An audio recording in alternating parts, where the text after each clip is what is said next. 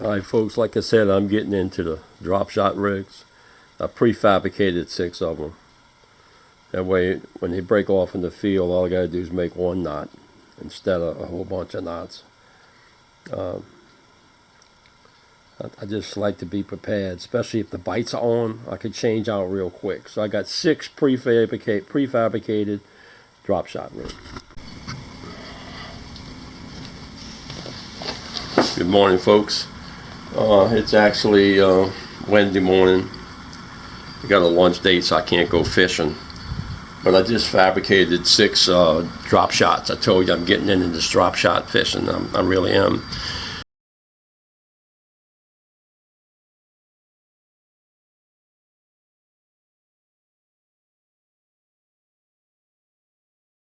Recording? Alright. We're going to try this again, folks. The last time I shot this, all you seen was my chest. You didn't get to see how I was tying a knot. You know, again, like I said, I'm getting into the drop shot rigs. I'm really liking it, so I'm trying to see what I could do to prefabricate them. That way, when I'm on the water, I don't have to tie all these knots. I just tie one knot. You don't want to be in the feeding frenzy and have to change the line and tie all these knots. But the way I normally tie it is I come over here and I create this loop. Normally I start out with 6 feet of mono, 20-pound mono. Is it on? 6 feet of 20-pound mono, you know, and I come here and I take the 6 feet and I create a loop just like that. And then I come over here and I loop it around twice like that, and I go through here twice, once, go through it twice,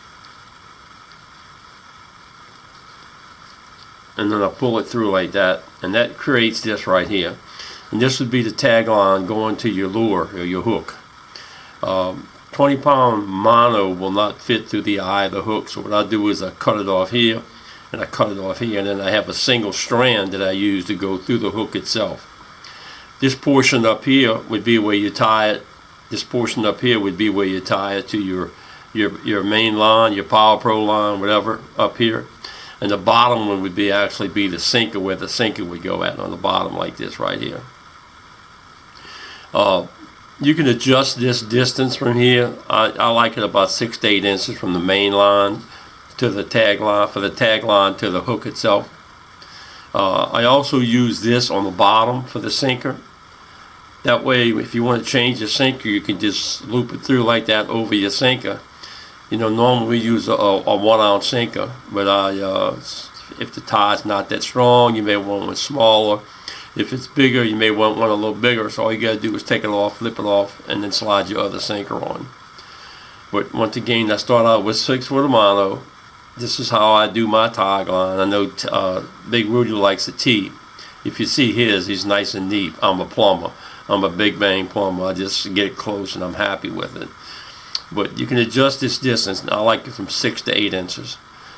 The top line going back to your main line should be about a foot or so, but you want to leave enough line where you can create the knot where you want to splice it to your Power Pro. And then from the tag line, the lure tag line down to the sinker, 18 to 2 foot is good enough.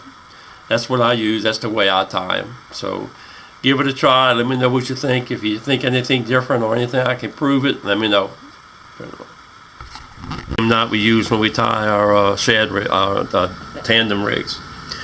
So I got 6 of them. I just did. I got 6 of them. I just did right here. So when I'm on the water and I hook up and I pop a line, I pop one of these suckers out and tie it back on. I'm back in the water within minutes, if not seconds.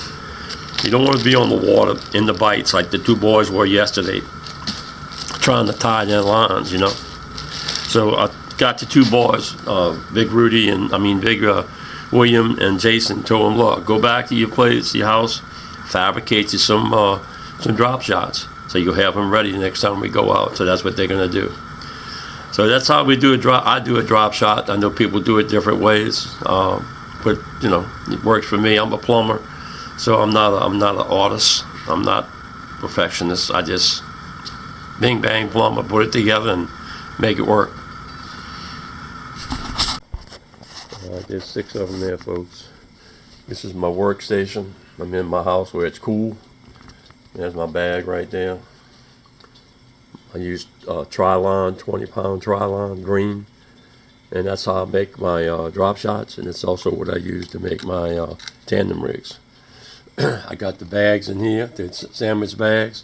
I wrap them up in paper towels so they don't get tangled up, and I store them in the boat inside my fishing box. I also mentioned to the crew, Big Williams and Big Jason, before they can go with me again, they need to learn how to tie a bowline knot. That is the best knot that you ever want to learn as far as a boat, a bowline knot. So anytime a first mate goes with me, they better be knowing how to tie a bowline knot. They ain't going no more.